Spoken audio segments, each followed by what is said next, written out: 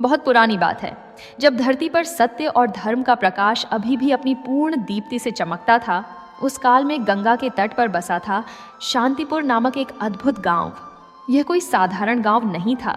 यह एक ऐसा स्थान था जहां प्रत्येक प्रातःकाल मंदिरों की घंटियों की मधुर ध्वनि से आरंभ होता था, जहां हर घर के आंगन में तुलसी का पौधा लगा हुआ था और जहां के निवासी अपने दैनिक जीवन में धर्म और नैतिकता को सर्वोपरि मानते थे। शांतिपुर की समृद्धि केवल भौतिक संपदा में ही नहीं थी, बल्कि वहां के लोगों के मन में बसी आस्था और श्रद्धा में थी। गांव के मध्य में भगवान शिव का एक प्राचीन मंदिर स्थित था, जिसके विषय में कहा जाता था कि इसकी स्थापना स्वयं किसी महान ऋषि ने की थी। मंदिर के चारों ओर विशाल पीपल और बरगद के वृक्ष खड़े थे, जिनकी छाया में अनगिनत पक्षी कलरव करते रहते थे। मंदिर के सामने एक विशाल प्रांगण था, जहां ग्रामवासी प्रतिदिन एकत्रित होकर भजन कीर्तन करते और धार्मिक चर्चाओं में भाग लेते थे। गांव के लोग अत्यंत सरल, सद्भावपूर्ण और परोपकारी थे। यहाँ का प्रत्येक व्यक्ति अपने पड़ोसी की सहायता के लिए सदैव तत्पर रहता था। ब्राह्मणों और साधु संतों का यहाँ विशेष सम्मान था। जब भी कोई साधु या सन्यासी इस गांव से गुजरता, तो ग्रामवासी उनका स्वागत अत्यंत श्रद्धा और भक्ति से करते थे। उन्हें भोजन, वस्त्र और आश्रय प्रदान करना अपना परम कर्तव्य समझते थे। शांतिपुर की महिलाएं भी धर्मपरायण और सदाचारी थीं। प्रातःकाल होते ही वे अपने घरों में तुलसी को जल चढ़ाती, आंगन में रंगोली सजाती और परिवार के सभी सदस्यों के लिए भोजन बनाने से पूर्व देवताओं को भोग लगाना नहीं भूलती। गांव के पुरुष भी अपने कार्यों में ईमानदारी और सत्यनिष्ठा का पालन करते थे। यहाँ कोई चोरी, झूठ या धोखाधड़ी की घटना कभी नहीं सुनी गई थी। एक दिन की बात है, जब ग्रीष्म ऋतु का प्रचंड तापमान अपने चरम पर था। सूर्य देवता मानो अपना पूर्ण तेज धरती पर उड़ेल रहे थे। दोपहर का समय था और अधिकांश ग्रामवासी अपने घरों में विश्राम कर रहे थे। मंदिर के पुजारी पंडित राम शरण जी मंदिर के प्रांगण में बैठकर अपनी दैनिक पूजा अर्चना में लीन थे। अचानक उन्हें मंदिर के द्वार की ओर से एक अद्भुत प्रकाश दिखाई दिया। यह कोई साधारण प्रकाश नहीं था। यह एक दिव्य, मंद और शांत तेज था, जो देखने वाले के मन को तुरंत प्रभावित कर देता था। पंडित जी ने अपनी पूजा स्थगित की और उस प्रकाश की ओर देखा। उनके नेत्रों के सामने एक अद्भुत दृश्य था। मंदिर के विशाल पीपल के वृक्ष के नीचे पोपा कभी और पपा पौफाटी सफेद वस्त्रों में लिपटी एक स्त्री बैठी हुई थी। उसके वस्त्र इतने निर्मल और उजले थे कि मानो उन पर कभी धूल का कण भी नहीं पड़ा हो। उसके केश लंबे और सुगठित थे और उसके मस्तक पर एक मंद सी चमक थी। उसके चारों ओर एक विशेष प्रकार की आभा थी, जो उसे अन्य साधारण मनुष्यों से भिन्न बना रही थी। वह स्त्री, जिसका नाम था माया, अत्यंत शांत मुद्रा में बैठी हुई थी। उसके नेत्र अर्धनिमीलित थे, मानो वह किसी गहन ध्यान में लीन हो। उसके होठों पर एक मंद मुस्कान थी और उसका संपूर्ण व्यक्तित्व ऐसा प्रतीत हो रहा था जैसे वह सांसारिक विषयों से परे किसी उच्च आध्यात्मिक अवस्था में पहुंच चुकी हो। उसके चेहरे पर एक अलौकिक शांति थी, जो देखने वाले के मन में तुरंत श्रद्धा और आदर का भाव जगा देती थी। पंडित रामशरण जी ने जीवन में अनेक साधु संत देखे थे, परंतु ऐसी दिव्य उपस्थिति उन्होंने कभी अनुभव नहीं की थी। वे धीरे धीरे उस स्त्री के समीप गए। जैसे जैसे वे निकट आते गए, उन्हें अनुभव हुआ कि उसके चारों ओर एक विशेष प्रकार की सुगंध व्याप्त है। यह कोई सांसारिक इत्र या फूलों की महक नहीं थी, बल्कि एक दिव्य सुगंध थी जो मन को परम शांति प्रदान करती थी। पंडित जी ने अत्यंत विनम्रता से पूछा, हे देवी, आप कौन हैं? आप इस गांव में कहां से पधारी हैं? परंतु माया ने कोई उत्तर नहीं दिया। वह वैसे ही शांत मुद्रा में बैठी रही, मानो उसे बाहरी संसार का कोई ज्ञान ही न हो। उसके नेत्र बंद थे और उसका शरीर पूर्णतः स्थिर था। केवल उसकी छाती की हल्की सी गति से ही यह प्रतीत होता था कि वह जीवित है। पंडित रामशरण जी समझ गए कि यह कोई साधारण स्त्री नहीं है। उन्होंने सोचा कि संभवतः यह कोई महान योगिनी या सिद्ध साधिका हो, जो अपनी साधना के दौरान इस गांव में आई हो। उन्होंने उसे विघ्न न देने का निश्चय किया और मंदिर के अन्य पुजारियों और सेवकों को बुलाया। शीघ्र ही मंदिर के आसपास कुछ ग्रामवासी एकत्रित हो गए। सभी ने उस दिव्य स्त्री को देखा और आश्चर्यचकित रह गए। कुछ लोगों ने कहा कि निश्चित रूप से यह कोई देवी का अवतार है, तो कुछ ने कहा कि यह कोई महान तपस्विनी है जो वर्षों की कठोर साधना के पश्चात इस अवस्था को प्राप्त हुई है। धीरे धीरे पूरे गांव में यह समाचार फैल गया कि मंदिर के प्रांगण में एक दिव्य स्त्री का आगमन हुआ है। लोग अपने अपने घरों से निकलकर मंदिर की ओर आने लगे। बच्चे, बूढ़े, स्त्री, पुरुष सभी उस अद्भुत दृश्य को देखने के लिए उत्सुक थे।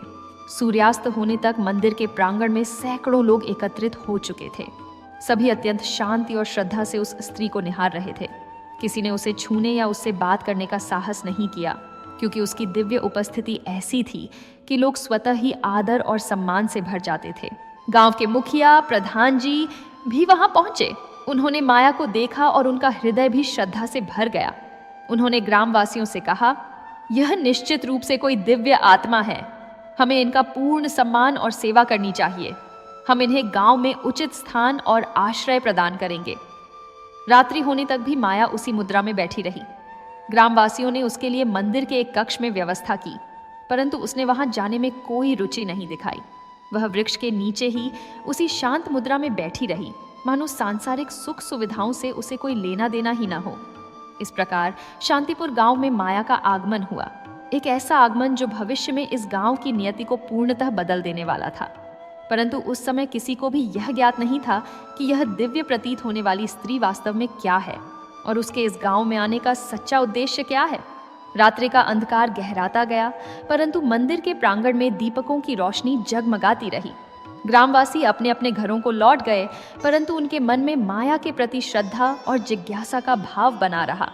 और माया वह अभी भी वैसे ही बैठी रही, शांत, स्थिर और रहस्यमय, अपने भीतर छिपे हुए असली इरादों को संजोए हुए। माया के आगमन के पश्चात 3 दिन बीत चुके थे। इन 3 दिनों में वह निरंतर उसी पीपल के वृक्ष के नीचे उसी शांत मुद्रा में बैठी रही थी। न उसने कुछ खाया, न पिया और न ही किसी से कोई बातचीत की। उसके नेत्र अधिकतर समय बंद रहते थे और कभी कभी जब वह उन्हें खोलती तो उनमें एक अलौकिक चमक दिखाई देती थी। ग्रामवासी दिन में कई बार मंदिर आते और उस दिव्य स्त्री के दर्शन करके लौट जाते। चौथे दिन की प्रातःकाल, जब मंदिर में भक्तों की संख्या कुछ अधिक थी, माया ने धीरे धीरे अपने नेत्र खोले।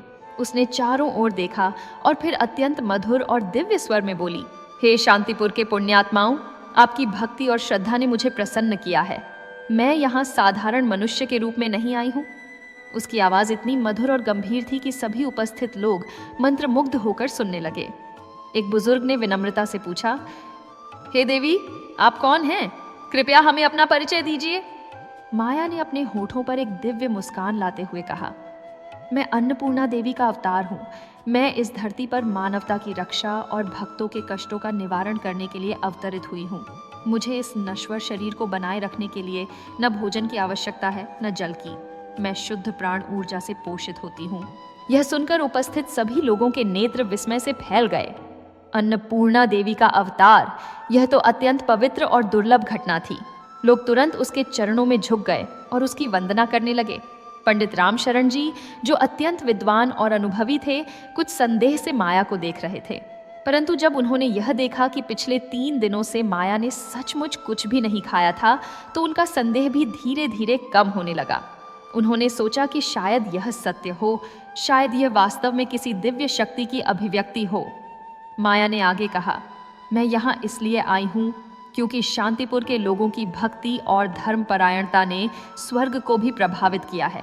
मैं यहाँ रहूंगी और जो भी मेरी शरण में आएगा उसके सभी कष्टों का निवारण करूंगी। यह समाचार पूरे गांव में आग की तरह फैल गया।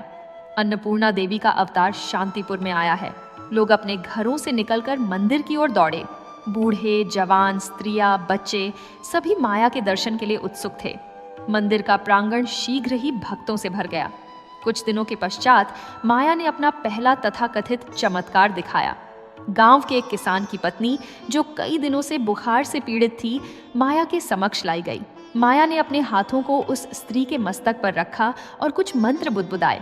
फिर उसने अपनी कमर से एक छोटी सी पोटली निकाली और उसमें से कुछ पत्तियां निकालकर उस स्त्री को खाने के लिए दी। इसे ग्रहण करो पुत्री, माया ने कहा। यह दिव्य औषधि है जो स्वयं देवी अन्नपूर्णा ने मुझे प्रदान की है। स्त्री ने वे पत्तियां खाईं और आश्चर्यजनक रूप से अगले दिन उसका बुखार उतर गया। वास्तव में वे पत्तियां तुलसी और नीम की थीं। जो बुखार के लिए सामान्य घरेलू उपचार हैं, परंतु माया ने इसे इस प्रकार प्रस्तुत किया कि यह किसी दिव्य चमत्कार से कम नहीं लगा। इसके पश्चात एक बच्चे की पेट की तकलीफ को भी माया ने ठीक किया। उसने बच्चे को अजवाइन और हींग का मिश्रण दिया, जिसे उसने दिव्य प्रसाद बताया। बच्चे को शीघ्र ही आराम मिल गया। इन छोटी छोटी घटनाओं ने माया की प्रसिद्धि को आकाश तक पहुंचा दिया। लोग अब पूरी तरह से विश्वास करने लगे कि वह वास्तव में अन्नपूर्णा देवी का अवतार है। पड़ोसी गांवों से भी लोग आने लगे। कुछ ही सप्ताहों में शांतिपुर का मंदिर एक तीर्थ स्थल बन गया। माया की चतुराई यह थी कि उसने केवल उन्हीं बीमारियों का इलाज किया जो सरल जड़ी बूटियों से ठीक हो सकती थीं। वह समझ गई थी कि यदि उसने कोई गंभीर बीमारी ठीक करने का दावा किया और वह विफल रही तो उसका भंडाफोड़ हो जाएगा। इसलिए उसने बुद्धिमानी से केवल सरल समस्याओं को ही संभाला और शेष मामलों में यह कह दिया कि यह व्यक्ति के कर्मों का फल है जिसे भोगना आवश्यक है। धीरे धीरे लोग माया के समक्ष अपनी मन्नतें रखने लगे। कोई पुत्र की कामना करता तो कोई धन संपत्ति की। माया सबको आशीर्वाद देती और कहती, तुम्हारी मनोकामना अवश्य पूर्ण होगी, परंतु तुम्हें देवी को कुछ अर्पित करना होगा। आरंभ में लोग फूल, फल और मिठाई लाते थे, परंतु धीरे धीरे माया ने यह संकेत देना शुरू किया कि देवी को अधिक मूल्यवान वस्तुओं से प्रसन्न किया जा सकता है। उसने कहा, जो जितना अधिक त्याग करेगा उसकी मनोकामना उतनी ही शीघ्र पूर्ण होगी। इस पर लोग सोने और चांदी के आभूषण लाने लगे। महिलाएं अपनी कीमती चूड़ियां और हार लाकर माया के चरणों में रख देती। पुरुष अपने खेतों की उपज का एक बड़ा हिस्सा दान करने लगे। धनी व्यापारी स्वर्ण मुद्राएं और बहुमूल्य वस्त्र लेकर आते। मंदिर के एक कोने में एक विशाल पेटी रखी गई, जिसमें ये सभी दान एकत्रित किए जाते थे। माया ने कहा कि यह सब देवी अन्नपूर्णा की संपत्ति है और इसका उपयोग गरीबों और जरूरतमंदों की सेवा में किया जाएगा। परंतु वास्तव में वह इस धन को रात्रि में चुपचाप अपने पास छिपा लेती थी। गांव के मुखिया और धनी लोग भी माया के प्रभाव में आ गए। वे उसे विशेष सम्मान देते और उसकी हर बात को देवी का आदेश मानते। माया को अब मंदिर में एक विशेष कक्ष दिया गया जहां वह रहती थी। उसके लिए रेशमी वस्त्रों का प्रबंध किया गया। यद्यपि उसने दावा किया था कि उसे भोजन की आवश्यकता नहीं है, फिर भी वह रात्रि में चुपचाप भोजन करती थी, जिसे उसकी कुछ विशेष सेविकाएं उसके लिए लातीं। माया की चालाकी इतनी कुशल थी कि किसी को भी उस पर संदेह नहीं हुआ। उसने अपने आसपास ऐसे विश्वास पात्र लोगों का एक छोटा समूह बना लिया था जो उसके सभी रहस्यों को जानते थे, परंतु उसके भय या लालच के कारण चुप रहते थे। इन लोगों को वह कुछ धन संपत्ति देती रहती थी जिससे उनकी वफादारी बनी रहे। कुछ महीनों में माया ने अकूत धन संपत्ति एकत्रित कर ली। उसके पास अब स्वर्ण आभूषण, मूल्यवान रत्न, बहुमूल्य वस्त्र और अनाज के विशाल भंडार थे। परंतु शांतिपुर के सरल और भोले ग्रामवासियों को इस सब का कोई ज्ञान नहीं था। वे तो बस यह मानते थे कि वे एक दिव्य देवी की सेवा कर रहे हैं। पंडित रामशरण जी, जो आरंभ में कुछ संशय में थे, अब वे भी माया के प्रभाव में आ चुके थे। उन्होंने जब देखा कि माया की कृपा से वास्तव में कुछ लोगों की समस्याएं हल हो रही हैं, तो उनका विश्वास भी दृढ़ हो गया। वे अब माया की महिमा का गुणगान करते और लोगों से कहते कि यह उनके जीवन का सबसे बड़ा सौभाग्य है कि उनके गांव में देवी स्वयं अवतरित हुई हैं। इस प्रकार माया ने अपनी चतुराई और छल कपट से शांतिपुर के सभी लोगों को अपने जाल में फंसा लिया था। वह अब एक पूज्य देवी बन चुकी थी जिसके आदेश को कोई भी टाल नहीं सकता था। उसकी एक इशारे पर लोग अपनी सबसे कीमती वस्तुएं उसके चरणों में अर्पित कर देते थे। परंतु इस सब के बीच माया के मन में एक भय भी था। वह जानती थी कि यह धोखा अनंत काल तक नहीं चल सकता। किसी न किसी दिन सत्य का पर्दाफाश हो ही जाएगा। इसलिए उसने मन ही मन यह योजना बना ली कि जब उचित समय आएगा वह इस सारी संपत्ति को लेकर गांव से पलायन कर जाएगी। परंतु नियति के हाथों में कुछ और ही लिखा था। माया की यह छल योजना शीघ्र ही एक ऐसे मोड़ पर आने वाली थी जहां उसका सारा खेल उजागर हो जाएगा और उसे अपने कर्मों का फल भुगतना पड़ेगा। पंडित रामशरण जी शांतिपुर के सबसे विद्वान और अनुभवी ब्राह्मण थे। उन्होंने अपने 60 वर्षों के जीवन काल में वेद, उपनिषद, पुराण और धर्मशास्त्रों का गहन अध्ययन किया था। उनकी बुद्धि तीक्ष्ण थी और उनका विवेक अत्यंत सूक्ष्म। यद्यपि वे धर्म और आस्था में दृढ़ विश्वास रखते थे, परंतु वे अंधविश्वास और पाखंड के घोर विरोधी थे। उनका मानना था कि सच्चा धर्म तर्क और बुद्धि के विपरीत नहीं हो सकता, माया के आगमन के प्रारंभिक दिनों में पंडित जी भी अन्य ग्रामवासियों की तरह उसकी दिव्य उपस्थिति से प्रभावित हुए थे। परंतु धीरे धीरे उनके मन में कुछ प्रश्न उठने लगे। उन्होंने शास्त्रों में अवतारों और देवताओं के बारे में विस्तार से पढ़ा था। उन्हें ज्ञात था कि जब भी कोई दिव्य शक्ति धरती पर अवतरित होती है तो उसके साथ कुछ विशेष लक्षण और चिन्ह होते हैं, परंतु माया में उन्हें ऐसे कोई चिन्ह दिखाई नहीं दिए। एक दिन जब मंदिर में भीड़ कम थी, पंडित जी अपने कक्ष में बैठे हुए चिंतन कर रहे थे। उनके मन में एक विशेष प्रश्न बार बार उठ रहा था। कैसे संभव है कि कोई मनुष्य महीनों तक बिना भोजन और जल के जीवित रह सके? शास्त्रों में निश्चित रूप से महान योगियों और तपस्वियों के बारे में वर्णन है जो वर्षों तक कठोर तपस्या करते हैं और अत्यंत कम आहार पर जीवित रहते हैं, परंतु वे भी पूर्णतः भोजन और जल का त्याग नहीं करते। प्राणवायु से भले ही शरीर की ऊर्जा मिल सके, परंतु इस भौतिक शरीर को बनाए रखने के लिए कुछ न कुछ पोषण तो आवश्यक ही है। पंडित जी ने अपने पुस्तकालय से पुराने ग्रंथ निकाले और उनमें से अवतारों के लक्षणों को पढ़ना शुरू किया। उन्होंने पाया कि जब भी कोई देवी या देवता अवतार लेते हैं तो उनके कार्य केवल व्यक्तिगत लाभ के लिए नहीं होते, बल्कि संपूर्ण मानवता और धर्म की रक्षा के लिए होते हैं। परंतु माया तो केवल व्यक्तिगत इच्छाओं की पूर्ति करने का वादा करती थी। किसी को धन चाहिए, किसी को संतान, किसी को सुख समृद्धि। यह सब तो साधारण सांसारिक इच्छाएं थीं। एक और बात जो पंडित जी के मन में खटक रही थी वह थी माया द्वारा किए गए तथाकथित चमत्कार। पंडित जी स्वयं आयुर्वेद के जानकार थे।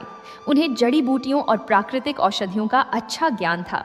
जब उन्होंने माया द्वारा ठीक की गई बीमारियों पर ध्यान दिया तो उन्हें लगा कि ये सब साधारण रोग थे जो तुलसी, नीम, अजवायन जैसी सामान्य जड़ी बूटियों से आसानी से ठीक हो सकते हैं। पंडित जी ने यह भी देखा कि माया ने कभी भी किसी गंभीर बीमारी को ठीक करने का प्रयास नहीं किया।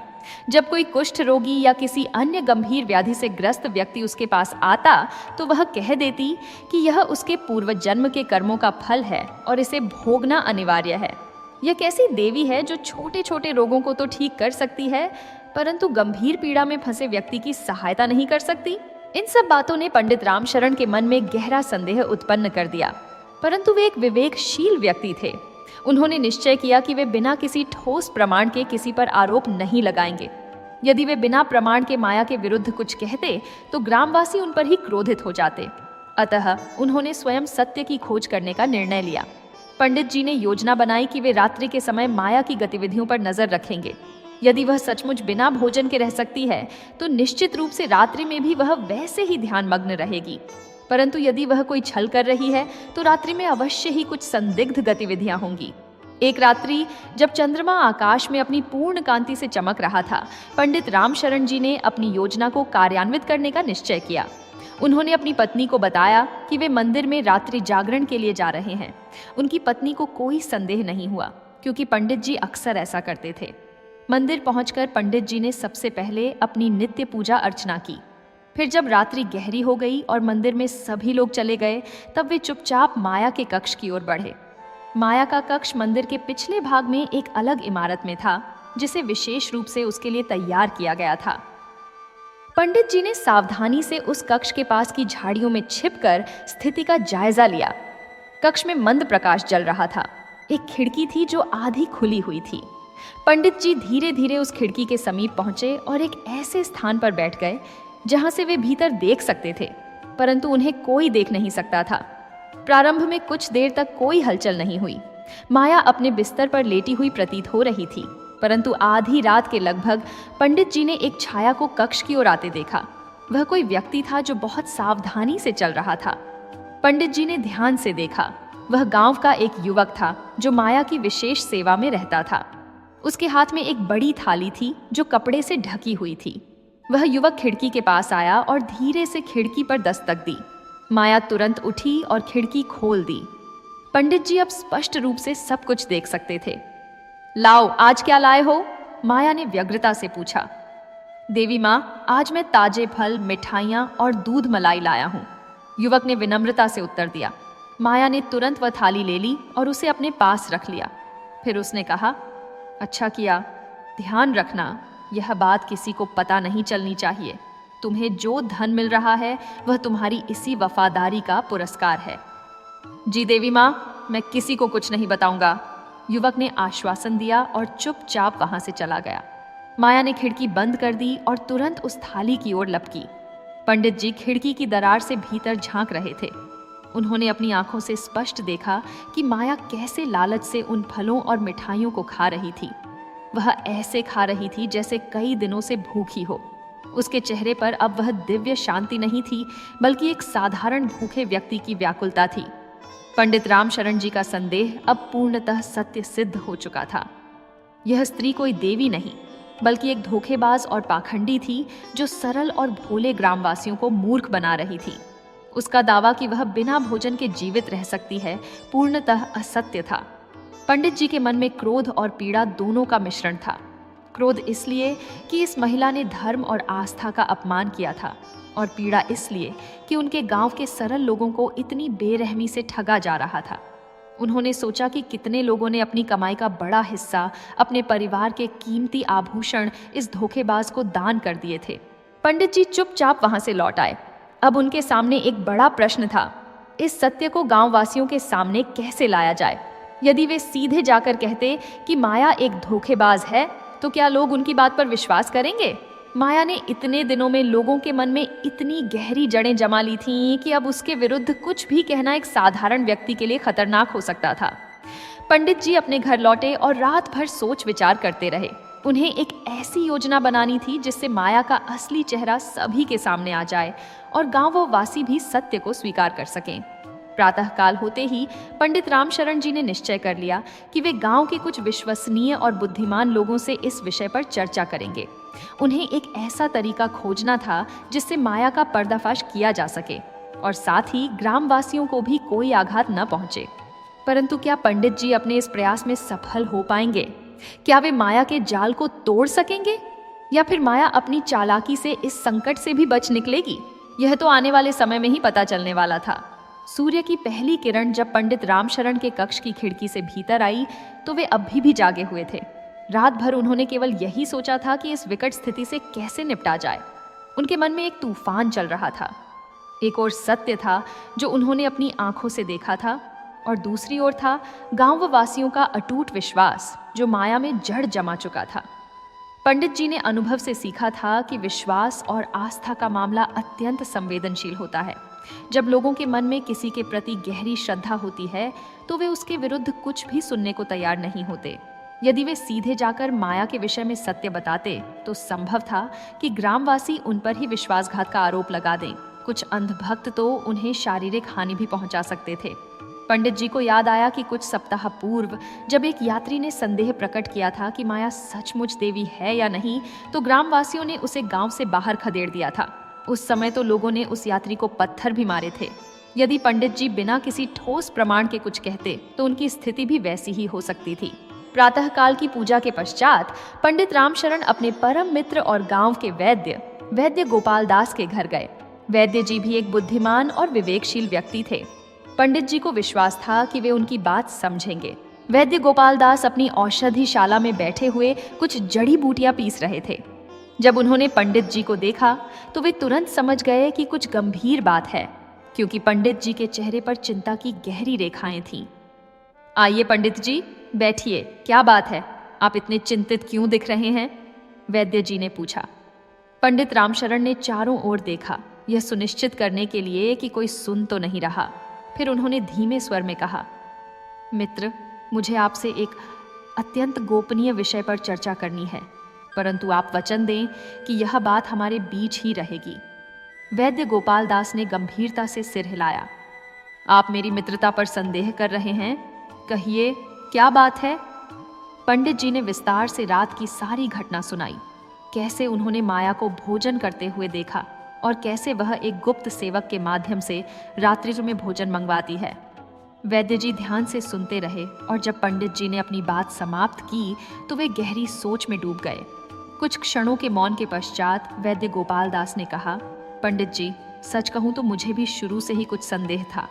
एक वैद्य होने के नाते मैं जानता हूं कि मानव शरीर की अपनी सीमाएं होती हैं। बिना भोजन के महीनों जीवित रहना असंभव है, परंतु मैंने सोचा कि शायद यह कोई दिव्य शक्ति हो जिसे मैं नहीं समझ पा रहा। अब जब आपने यह बताया तो सब स्पष्ट हो गया। तो अब हम क्या करें? पंडित जी ने पूछा। यदि हम सीधे इस बात को सार्वजनिक करें तो लोग हमारी बात पर विश्वास नहीं करेंगे। वैद्य जी ने कुछ देर सोचा, फिर बोले, हमें एक ऐसी योजना बनानी होगी जिससे माया स्वयं अपना असली चेहरा दिखा दे। हमें उसे ऐसी स्थिति में लाना होगा जहां वह अपना ढोंग जारी न रख सके। ठीक उसी समय मंदिर की घंटी जोर जोर से बजने लगी। यह कोई साधारण घंटी नहीं थी, यह किसी महत्वपूर्ण घोषणा का संकेत था।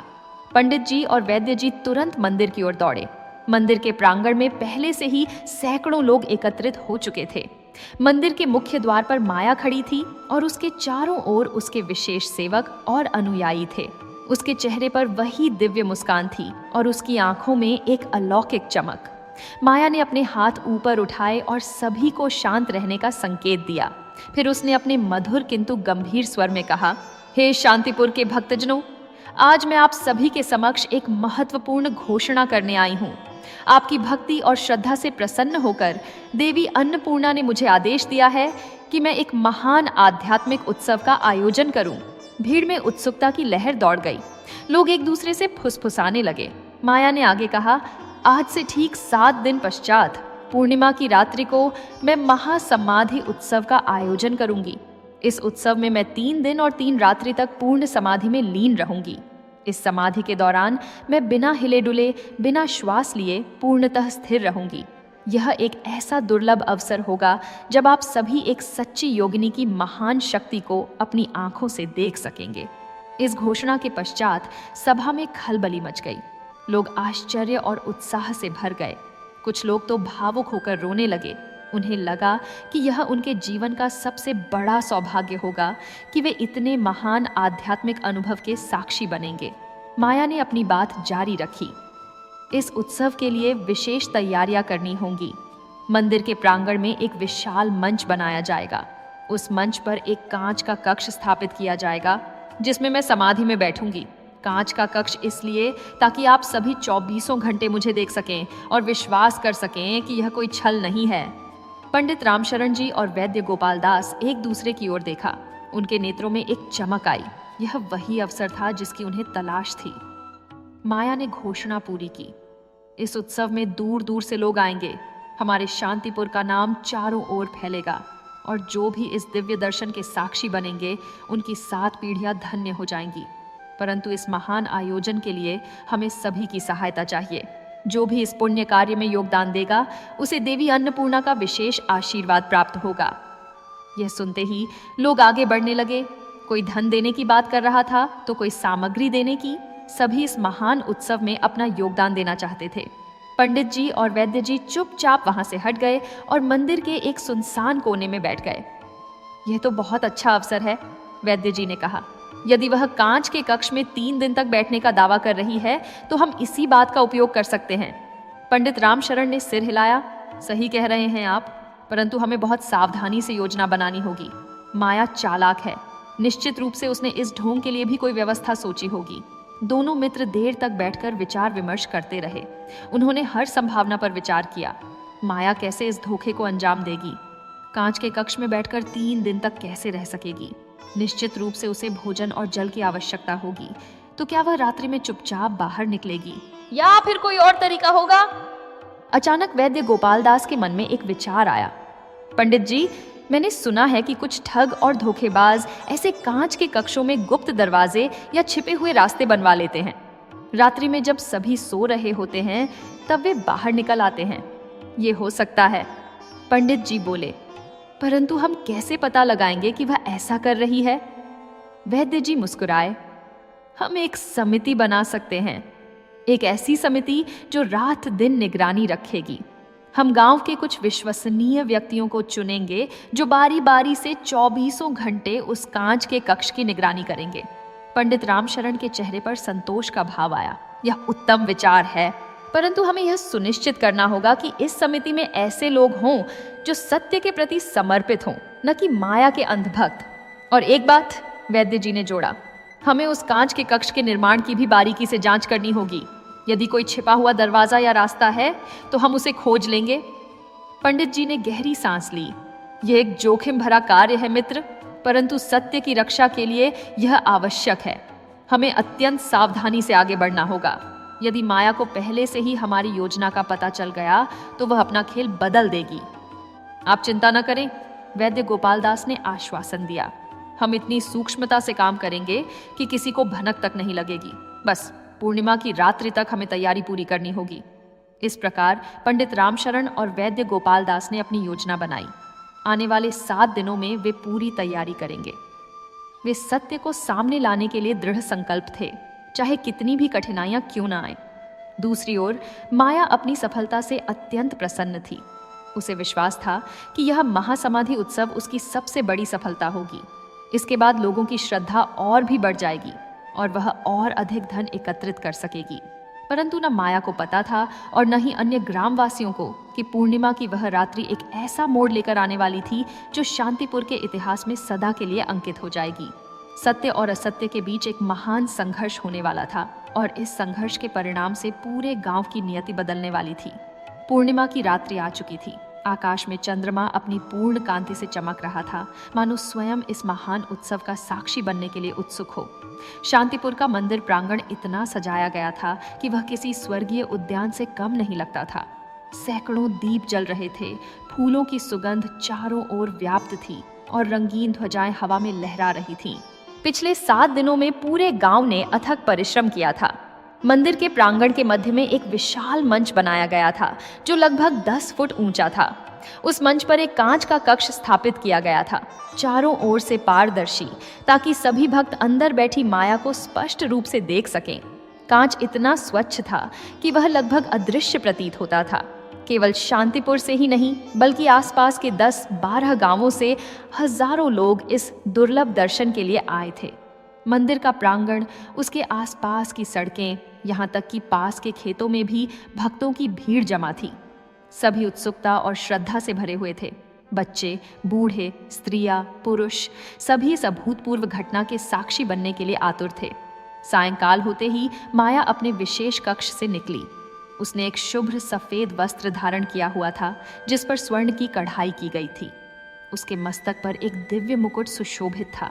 उसकी आंखों में वही अलौकिक चमक थी और चेहरे पर शांति का भाव। जब वह मंच की ओर बढ़ी तो हजारों लोगों ने एक साथ उसके चरणों में प्रणाम किया।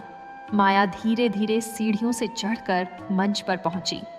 कांच के कक्ष का द्वार खोला गया और वह अंदर प्रविष्ट हुई। कक्ष के मध्य में एक ऊंचा आसन रखा गया था जिस पर रेशमी कुशन बिछे हुए थे। माया ने पद्मासन में बैठकर अपने हाथों को ध्यान मुद्रा में स्थित किया। मंदिर के मुख्य पुजारी ने घोषणा की, हे भक्तजनों, अब देवी माँ 3 दिन और 3 रात्रि की महासमाधि में प्रवेश करेंगी। इस समय से लेकर तीसरे दिन सूर्यास्त तक वे इसी स्थिति में रहेंगी, बिना हिले, बिना भोजन जल के, बिना किसी सांसारिक चेतना के। यह एक महान आध्यात्मिक उपलब्धि है जो केवल सिद्ध योगी ही प्राप्त कर सकते हैं। कांच के कक्ष का द्वार बंद कर दिया गया और उस पर विशेष मुहर लगा दी गई। गांव के मुखिया और कुछ प्रमुख व्यक्तियों ने उस मुहर पर अपने हस्ताक्षर किए ताकि यह सिद्ध हो सके कि कक्ष में कोई छेड़छाड़ नहीं हुई है। पंडित रामशरण जी और वैद्य गोपाल दास भीड़ में खड़े होकर सब कुछ देख रहे थे। पिछले 7 दिनों में उन्होंने अपनी पूरी तैयारी कर ली थी। उन्होंने गांव के कुछ विश्वसनीय और साहसी युवकों की एक गुप्त समिति बनाई थी जो 24 घंटे माया पर नजर रखेगी। इन युवकों को पंडित जी ने सत्य के बारे में बताया था और उन्हें विश्वास दिलाया था कि वे सही कार्य कर रहे हैं। प्रथम दिन और प्रथम रात्रि बिना किसी घटना के बीत गई। माया अपनी जगह पर स्थिर बैठी रही। भक्तगण आते जाते रहे, उसके दर्शन करते रहे और उसकी महानता का गुणगान करते रहे। पंडित जी की समिति के सदस्य भी बारी बारी से निगरानी करते रहे, परंतु कुछ भी संदिग्ध नहीं पाया। दूसरे दिन भी वैसा ही रहा। माया वैसे ही बैठी रही, मानो वह पत्थर की मूर्ति हो। लोगों की श्रद्धा और भी बढ़ गई। कुछ लोग तो यह कहने लगे कि निश्चित रूप से यह देवी का अवतार है, क्योंकि साधारण मनुष्य इतने समय तक बिना हिले डुले, बिना भोजन जल के नहीं रह सकता। परंतु तीसरे दिन की सायंकाल को पंडित रामशरण जी ने अपनी योजना को क्रियान्वित करने का निश्चय किया। उन्होंने देखा था कि माया रात्रि के समय अपनी आंखें खोलती है और पानी पीती है, जो एक छिपी हुई बोतल में उसके पास रखा था। इससे स्पष्ट था कि वह केवल दिन में लोगों के सामने स्थिर बैठने का नाटक कर रही थी। सायंकाल की आरती का समय हो चुका था। मंदिर के प्रांगण में हजारों भक्त एकत्रित थे। मंच के सामने एक विशाल हवन कुंड में पवित्र अग्नि प्रज्वलित की गई थी। पुजारी वैदिक मंत्रों का उच्चारण कर रहे थे और हवन कुंड में घी और समिधा की आहुति दे रहे थे। पंडित रामशरण जी धीरे धीरे उस हवन कुंड के समीप पहुंचे।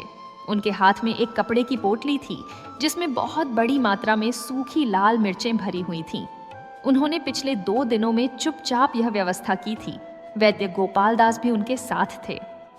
एक उचित क्षण की प्रतीक्षा करते हुए जब सभी का ध्यान मंत्रोच्चारण और आरती में लगा हुआ था, पंडित जी ने अत्यंत सावधानी से उस पोटली को खोला।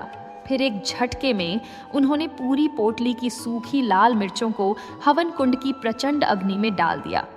प्रारंभ में कुछ नहीं हुआ। मिर्चें अग्नि में गिरीं और जलने लगीं, परंतु कुछ ही क्षणों में एक विचित्र और तीव्र गंध उठने लगी। यह साधारण धुआं नहीं था, यह अत्यंत तीखा, कड़वा और आंखों में चुभने वाला धुआं था। जैसे जैसे मिर्चें पूरी तरह जलने लगीं, वैसे वैसे धुआं और अधिक तीव्र होता गया। यह धुआं इतना तीखा था कि जो भी उसकी चपेट में आता, उसकी आंखों में जलन होने लगती, नाक बहने लगती और गला चौक होने लगता। लोग खांसने लगे और अपनी आंखें मलने लगे। धुआं तेजी से पूरे मंदिर प्रांगण में फैलने लगा। हवा की दिशा ऐसी थी कि वह धुआं सीधे मंच और कांच के कक्ष की ओर जा रहा था। हालांकि कांच का कक्ष बंद था, परंतु उसमें हवा के लिए कुछ छोटे छोटे छिद्र थे ताकि अंदर बैठे व्यक्ति को श्वास लेने में कठिनाई न हो। धुआं उन छिद्रों से होकर कांच के कक्ष के अंदर जाने लगा। भक्तगण अपने स्थान से हटने लगे, खांसते खांसते दूर जाने लगे। मंदिर का प्रांगण अचानक अफरा तफरी से भर गया। कुछ लोग चिल्ला रहे थे, ये क्या हो गया? इतना तीखा धुआं कैसे आ गया? परंतु सबकी नजरें अब कांच के कक्ष पर टिकी हुई थीं। माया, जो अब तक पूरी तरह स्थिर बैठी हुई थी, अब हिलने डुलने लगी। धुआं उसकी नाक और गले में जाने लगा था। उसकी आंखों में जलन होने लगी थी। वह अपनी आंखें मलने लगी और खांसने लगी। प्रारंभ में उसने अपने को संयमित रखने का प्रयास किया, परंतु लाल मिर्च का धुआं इतना तीव्र और असहनीय था कि उससे बचना असंभव था। वह अपने आसन से उठी और कांच के कक्ष के अंदर इधर उधर भागने लगी। उसकी आंखों से आंसू बहने लगे और वह जोर जोर से खांसने लगी।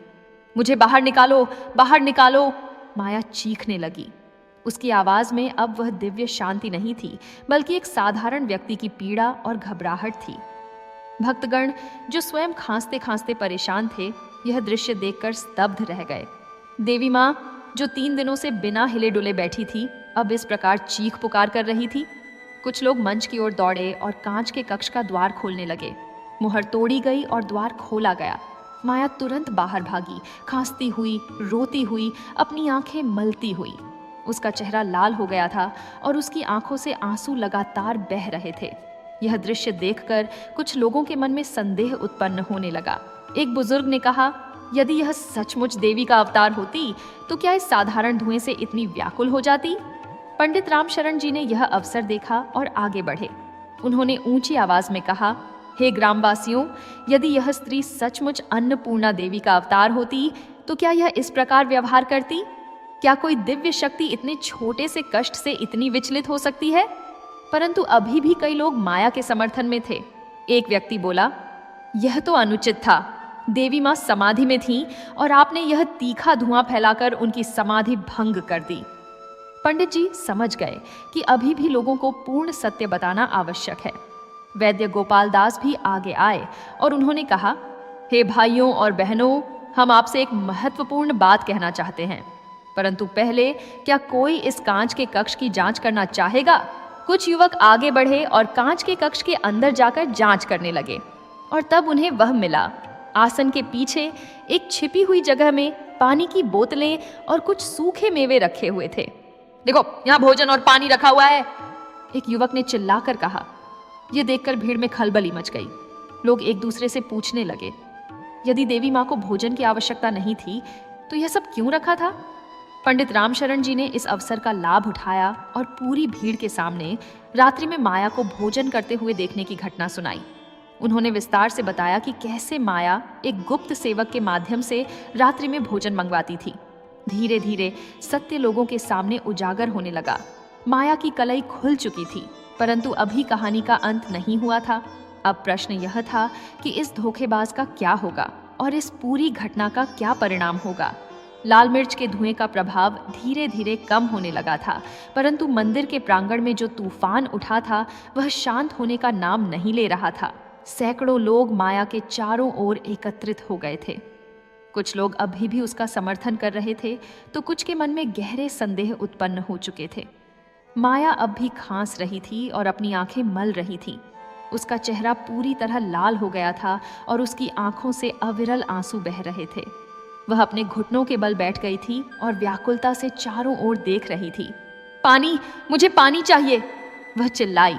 उसकी आवाज में अब वह दिव्य गंभीरता नहीं थी, बल्कि एक साधारण कष्ट में फंसे व्यक्ति की याचना थी। उसके एक सेवक ने तुरंत पानी का घड़ा लाकर उसे दिया। माया ने लालच से पानी पिया, गटागट पूरा घड़ा खाली कर दिया। यह दृश्य देखकर कई लोगों के मन में प्रश्न उठने लगे। पंडित रामशरण जी ने यह उचित समय समझा। वे मंच पर चढ़े और सभी की ओर मुड़कर बोले, हे शांतिपुर के भाइयों और बहनों, मैं आप सभी से एक सरल प्रश्न पूछना चाहता हूँ। आप सभी ने देखा कि जब यह तीखा धुआं फैला तो हम सब खांसने लगे, हमारी आंखों में जलन हुई। यह स्वाभाविक है, क्योंकि हम सब मनुष्य हैं और हमारा शरीर नश्वर है। उन्होंने माया की ओर इशारा करते हुए कहा, परंतु यह स्त्री जो स्वयं को अन्नपूर्णा देवी का अवतार बताती है, यह भी उसी प्रकार खांसने लगी। इसे भी उतनी ही पीड़ा हुई जितनी हम साधारण मनुष्यों को। मैं आप सभी से पूछता हूँ, यदि यह सचमुच देवी का अवतार होती, यदि इसका शरीर दिव्य होता, तो क्या यह इस साधारण धुएं से इतनी विचलित हो जाती? भीड़ में सन्नाटा छा गया। लोग एक दूसरे की ओर देखने लगे। पंडित जी की बात में तर्क था और वह तर्क उनके मन में गहराई से उतर रहा था। वैद्य गोपाल दास भी आगे आए और बोले, और यह केवल इतना ही नहीं है, हमने इस कांच के कक्ष में जो पाया है वह देखिए। उन्होंने पानी की बोतलों और सूखे मेवों को सबके सामने रखा। यदि इसे भोजन और जल की आवश्यकता नहीं थी तो यह सब यहाँ क्यों रखा था? एक वृद्ध महिला ने कहा, परंतु हमने तो 3 दिनों से इसे कुछ भी खाते पीते नहीं देखा। पंडित रामशरण ने गंभीरता से उत्तर दिया, क्योंकि यह रात्रि में चुपचाप भोजन करती थी। मैंने स्वयं अपनी आंखों से इसे देखा है। फिर उन्होंने विस्तार से उस रात्रि की घटना सुनाई जब उन्होंने माया को खिड़की से भोजन लेते और खाते हुए देखा था। जब पंडित जी ने यह बताया तो उस युवक को, जो माया के लिए रात्रि में भोजन लाता था, भीड़ में से खींचकर सामने लाया गया। प्रारंभ में वह झूठ बोलने का प्रयास करता रहा, परंतु जब उस पर दबाव बढ़ा तो अंततः उसने सच स्वीकार कर लिया। हाँ, यह सत्य है, युवक ने कहा। मैं रात्रि में इनके लिए भोजन लाता था। इन्होंने मुझे धन दिया था और कहा था कि यह बात गुप्त रखनी है। यह सुनकर भीड़ में रोष की लहर दौड़ गई। लोग एक दूसरे से बात करने लगे। जो लोग पहले माया के अंधभक्त थे, उनके चेहरों पर अब निराशा और क्रोध के भाव थे। पंडित रामशरण जी ने पुनः माया की ओर देखते हुए कहा, अब तुम स्वयं बताओ, क्या तुम सचमुच अन्नपूर्णा देवी का अवतार हो, या तुमने इन सरल और श्रद्धालु लोगों को धोखा दिया है? माया का चेहरा भय से पीला पड़ गया। उसने चारों ओर देखा। हजारों आंखें उसे घूर रही थीं। हजारों चेहरों पर क्रोध और निराशा के भाव थे। वह समझ गई कि अब उसका खेल समाप्त हो चुका है। अब झूठ बोलने का कोई लाभ नहीं था। उसने अपना सिर झुका लिया और धीमे स्वर में कहा, मैं कोई देवी नहीं हूं। यह सुनते ही भीड़ में हाहाकार मच गया। कुछ महिलाएं रोने लगीं, कुछ पुरुष क्रोध से चिल्लाने लगे। जिन लोगों ने अपनी मेहनत की कमाई, अपने परिवार के कीमती आभूषण इस स्त्री को दान किए थे, वे अब धोखा खाने का अनुभव कर रहे थे। तो तुमने हमें ठगा है, एक व्यक्ति चिल्लाया। तुमने हमारी श्रद्धा का अपमान किया है। माया डर के मारे कांपने लगी।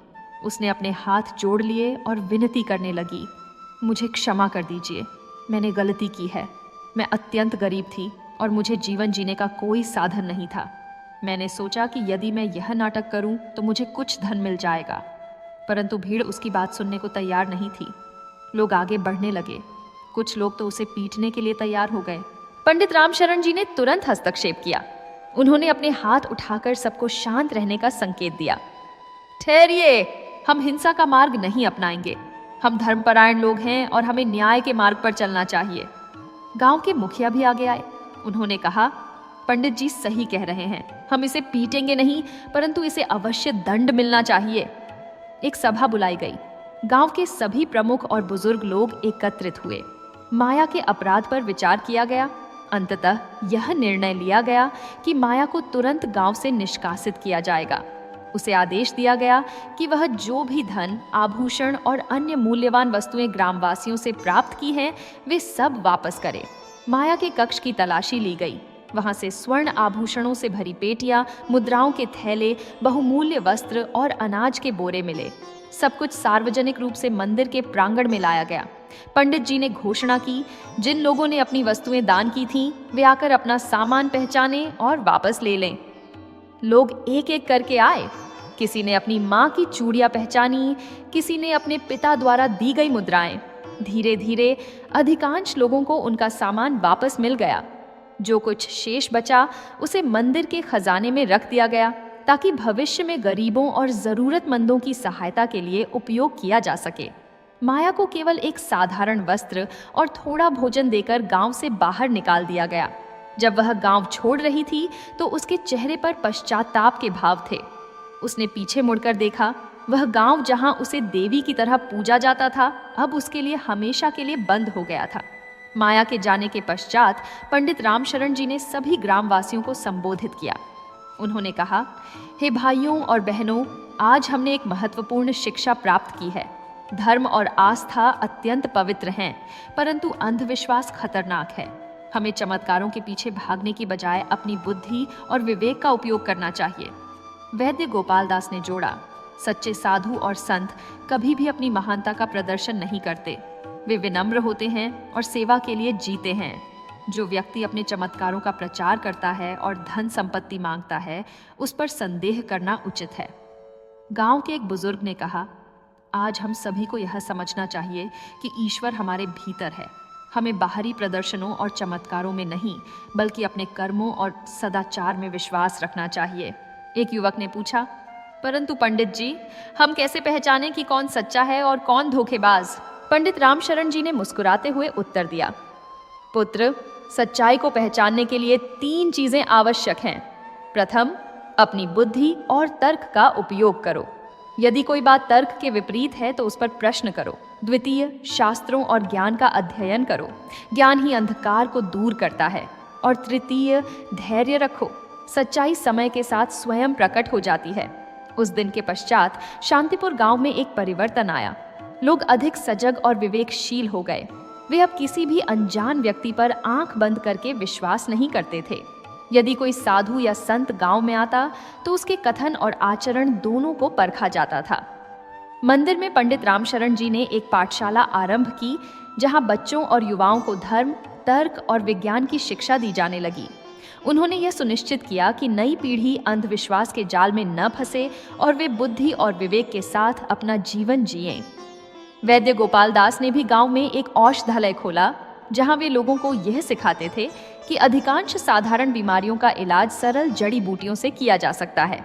उन्होंने लोगों को समझाया कि चमत्कार में विश्वास करने की बजाय प्राकृतिक उपचारों और स्वच्छता का पालन करना अधिक लाभदायक है। इस प्रकार माया की कहानी शांतिपुर के लिए एक महत्वपूर्ण शिक्षा बन गई। यह कहानी पीढ़ी दर पीढ़ी सुनाई जाने लगी ताकि कोई भी व्यक्ति पुनः के बना इस प्रकार के धोखे का शिकार न बने। यह कथा हमें सिखाती है कि अंधविश्वास और चमत्कार के पीछे भागने से बेहतर है कि हम अपनी बुद्धि और तर्क का प्रयोग करें। सच्ची आस्था वह है जो ज्ञान और विवेक पर आधारित हो, न कि केवल बाहरी प्रदर्शनों पर। धर्म हमें अंधा नहीं बनाता, बल्कि हमें सत्य का मार्ग दिखाता है। जैसा कि महान ऋषियों ने कहा है, न ही ज्ञानेन सदृशम पवित्रमिह विद्यते, अर्थात इस संसार में ज्ञान के समान कोई पवित्र वस्तु नहीं है। जब हम ज्ञान और विवेक के मार्ग पर चलते हैं तो हम न केवल स्वयं को बचाते हैं, बल्कि अपने समाज को भी सुरक्षित रखते हैं। शांतिपुर की यह घटना सदा याद दिलाती रहेगी कि सच्चा धर्म वह है जो हमें प्रश्न करना सिखाता है, सोचना सिखाता है और सत्य की खोज करना सिखाता है। और जब सत्य की विजय होती है तो सारा संसार आलोकित हो उठता है। यदि आपको यह कहानी पसंद आई हो तो कृपया वीडियो को लाइक करें, चैनल को सब्सक्राइब करें और अपनी राय कमेंट में अवश्य दें।